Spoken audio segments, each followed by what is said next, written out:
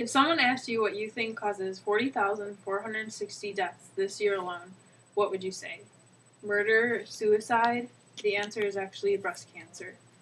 Coming from a family which was affected by breast cancer, I saw firsthand the impact it has, but I felt misinformed. And although many people know that breast cancer is the most common cancer among women, not many people know what it is, the treatment, the risks, and the ways to help. What it is like any other cancer, it's an uncontrolled growth of the cells, in this case in the breast. And 90% of breast cancer is due to genetic abnormalities from the aging process and life in general. It can be hereditary. And it occurs in 4 stages. 0 to 2 are the early stages, 3 is the later stage, and 4 is the advanced. And they classify it as non-invasive and invasive. And invasive is a lot worse because it means that the cancer is breaking through to invade the surrounding areas and other areas of the body, whereas non-invasive is not spreading. And they also classify it as the number of lymph nodes involved on a scale of 0 to 10, 0 being not aggressive and 10 is a lot more aggressive. Now, detection is the first step, and the mammogram is the most powerful detection tool, and you should start getting them once a year starting at age 40, age 30 if you have a family history, and also physical exams done by your doctor and self-exams which can be done at home.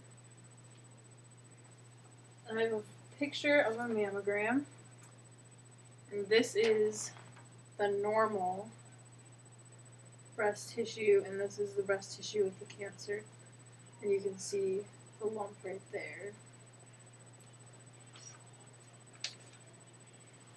So after detection comes treatment, and the best treatment is surgery, either a lumpectomy where only the tumor is removed, or the mastectomy where the whole breast is removed, or even the double mastectomy where both breasts are removed. And a lot of women think that even if they have cancer in one breast, they should get both removed because they're afraid that it will come back. But there's actually only a 1% chance of it coming back per year after removal, so it's usually not necessary. And the tests during treatment are chemotherapy, which is only for invasive cancer or when the lymph nodes are involved. And how it works is I have a picture. Drugs are inserted through this port to go through a catheter which goes to your vein. And those drugs interfere with the rapidly dividing cancer cells. But the problem is that there's a lot of other rapidly dividing cells in our bodies, such as in our blood, in our mouth, in our intestines, and in our hair, and that's what causes all the side effects. And then the other is radiation, which is this picture here.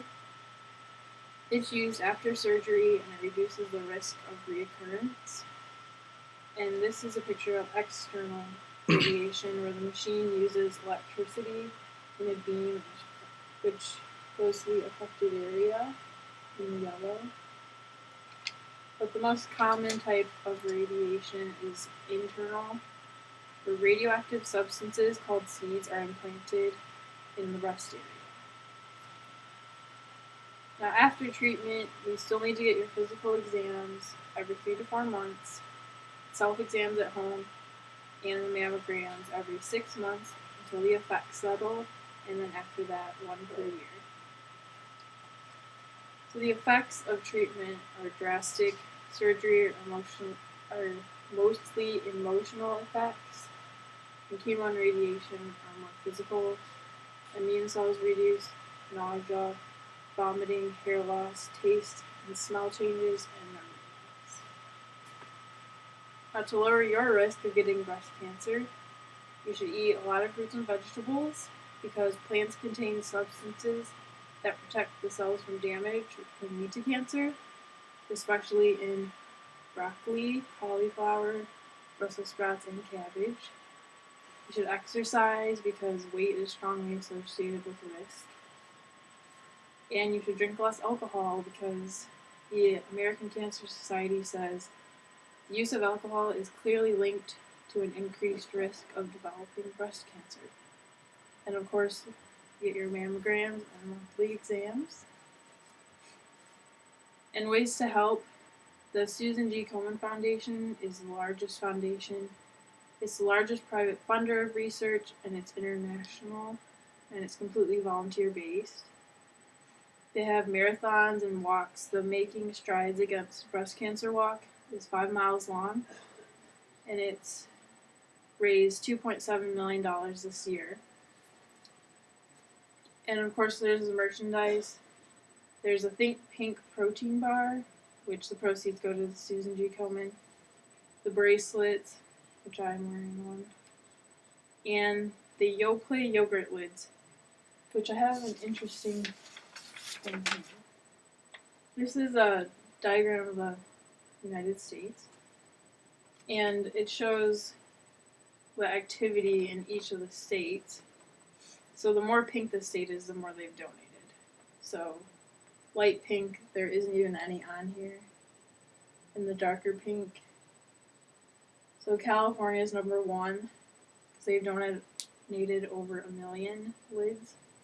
And Michigan's number 5, which is pretty good. But they have received 9,328,991 lids, and every lid donates 10 cents to the Susan G. Komen Foundation.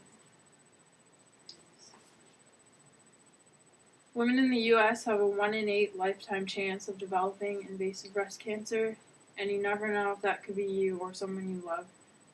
So now that you know the basics about breast cancer, why not put that knowledge to action?